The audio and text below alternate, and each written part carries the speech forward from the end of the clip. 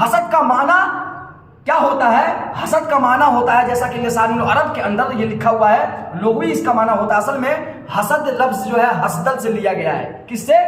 حسدل سے، جس کا معنی ہوتا ہے جوں کی شکل کا، جوں کی شکل کا ایک ایسا کیڑا جو تھوڑا لمبائی میں قدرے بڑا ہوتا ہے، اور وہ کسی انسان کے اگر جسم کے اوپر سٹ جائے تو جب تک وہ رہے گا وہاں پر اس کے خون کو وہ چوستا رہے گا۔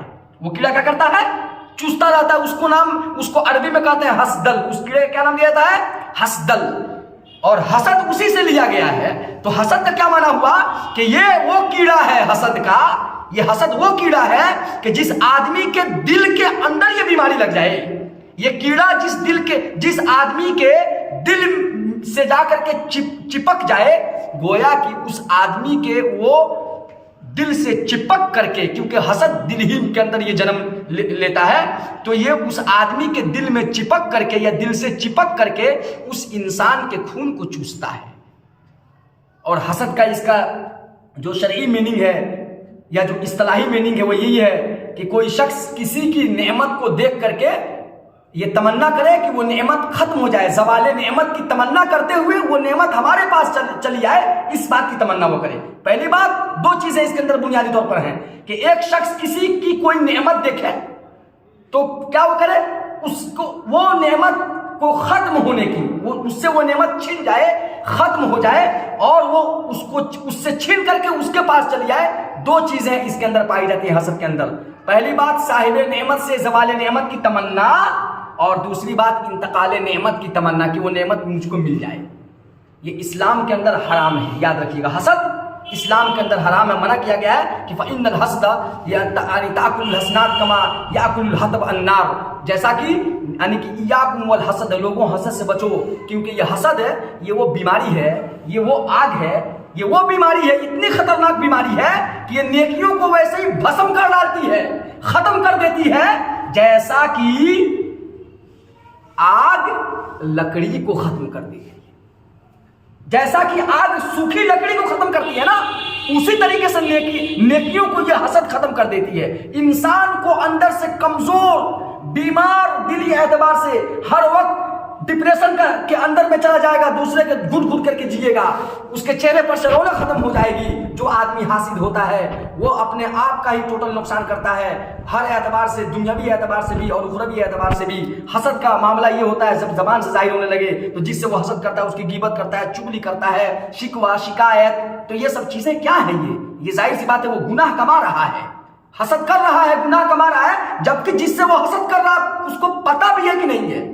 کل قیامت میں اس کو سزا ملے گی تو آدمی ہکا پکا رہ جائے گا، نہیں مجھ سے حسد کرتا تھا، تو لو جب کر رہے تھے ہم کو پتہ بھی نہیں ہے، یہ وہ گناہ ہے کہ ہم کو نہیں پتہ، تم ہمارے ذریعے گناہ کما لیے، کماؤ۔ تو اسی وجہ سے حسد سے ہمیں اور آپ کو روکا گیا ہے۔ حسد بہرحال حرام ہے۔ اللہ کے نبی صلی اللہ علیہ وسلم کی ایک حدیث پڑھ کر کے درس مکمل کر دیتا ہوں، ذرا سماعت فرمائیں، بڑی اہم حدیث ہے میرے بھائیو اور دوستوں۔ سنن ابن ماجہ کے اندر یہ روایت آئی ہوئی ہے، حضرت عبداللہ ابن عمرو رضی اللہ تعالیٰ عنہما اس حدیث کے راوی ہیں کہ اللہ کے نبی صلی اللہ علیہ وسلم سے پوچھا گیا کہ ایّ الناس افضل، کہ لوگوں میں سب سے بہتر انسان کون ہے اللہ کے نبی صلی اللہ علیہ وسلم؟ تو اللہ کے نبی صلی اللہ علیہ وسلم فرمایا کلو مخموم القلب و صدوق اللسان، کہ ہر وہ شخص جو مخموم القلب ہو اور زبان کا سچا ہو، زبان کا صحیح اور درست استعمال کرنے والا ہو، سچ بولنے والا ہو۔